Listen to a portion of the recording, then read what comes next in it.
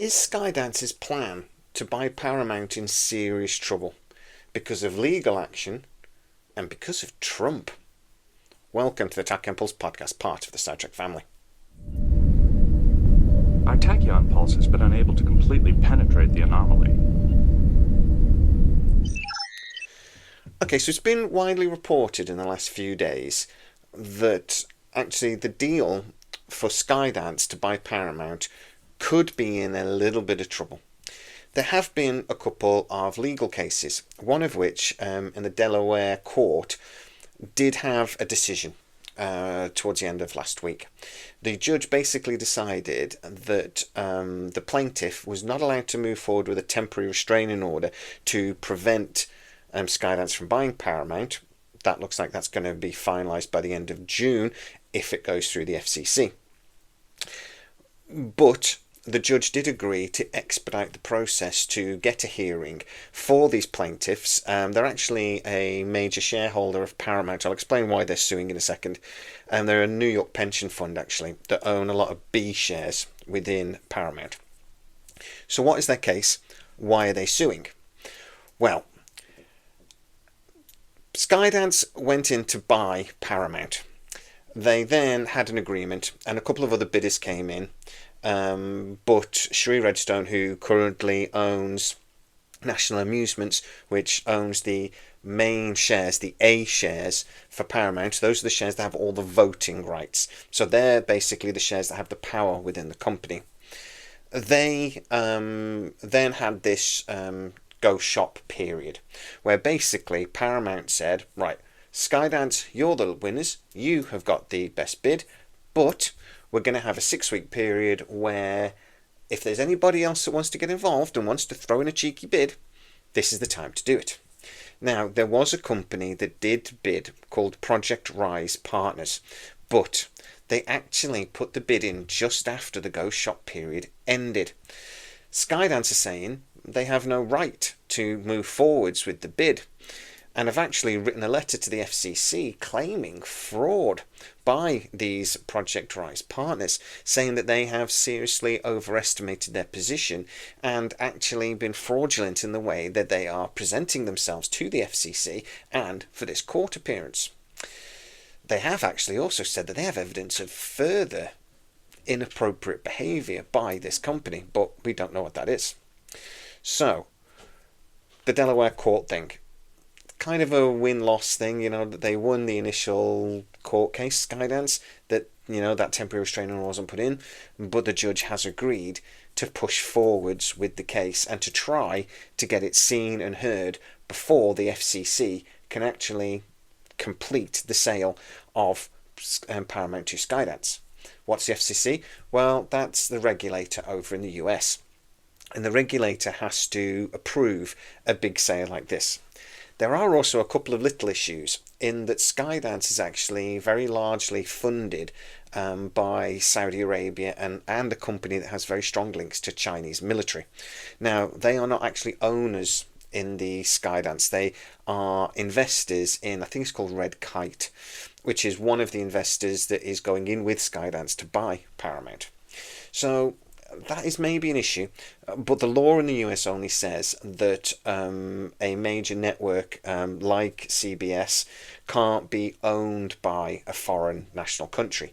It doesn't actually say the company that owns it can't have investment from a foreign country. So in theory, the FCC shouldn't prevent the sale going through. But why do I mention Trump? Well, Trump actually has a $20 billion lawsuit against CBS and CBS News. He says that in their 60 Minutes show, the interview with Kamala Harris was edited in a way that favoured her, and that actually that could have harmed his attempt to become president. Now, normally, this case wouldn't have much precedent because he won. He became president. So you can't really claim a lawsuit against something that, one, didn't happen, and for two, actually the evidence to suggest they edited it in a way that affected Kamala Harris's chances is, let's say, arguable at best. But there is another little caveat to this. Brenda Carr is now head of the FCC, put in place by Trump. Trump has a $20 billion lawsuit against CBS, who is owned by Paramount, and basically has this merger in the palm of their hands.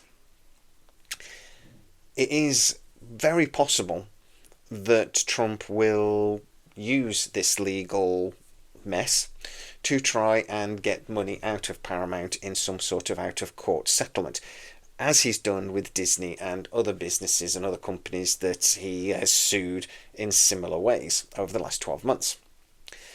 So, does this mean that actually this whole thing could be scuppered because Trump has a beef with Paramount? And, to be honest, that his person at the FCC, who has been very, very vocal about how unhappy she is about CBS and CBS News, could they actually basically make things very difficult for Paramount on purpose just because of this legal matter and their displeasure with CBS? The chances are, and I have spoken to somebody who understands the legal system in America relatively well, and he basically said, all being even, all being normal, the Delaware court case wouldn't really go anywhere. It's very difficult to prove that this Project Rise partners, their increased bid of $5 billion, would have actually been accepted for one, or would have actually been more beneficial to the Class B shareholders, as they argue.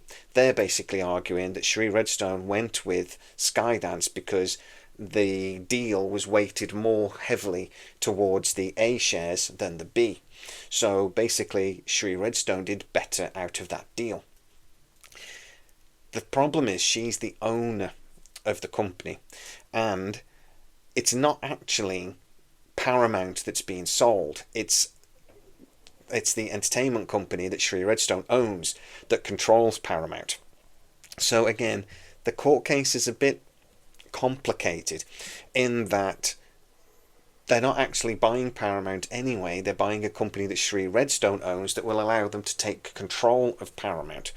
So they probably don't actually have a legal case to stand on.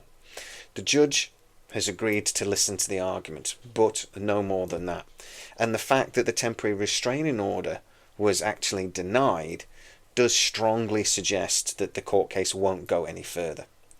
It could delay things, it could complicate things, and I'm being told the chances are it would most likely just end up with Paramount, or in this case Skydance, paying maybe a small amount of money to these people out of court to settle. The FCC, though, is an unknown. Brenda Carr is a Trump supporter. She has been put in place by Trump. Whether you voted for Trump or not, he has shown that he is more than willing to use the presidency to carry out his wishes and to do things that benefit him.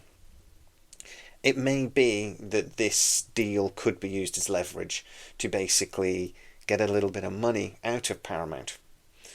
Disney paid him millions, and so have others.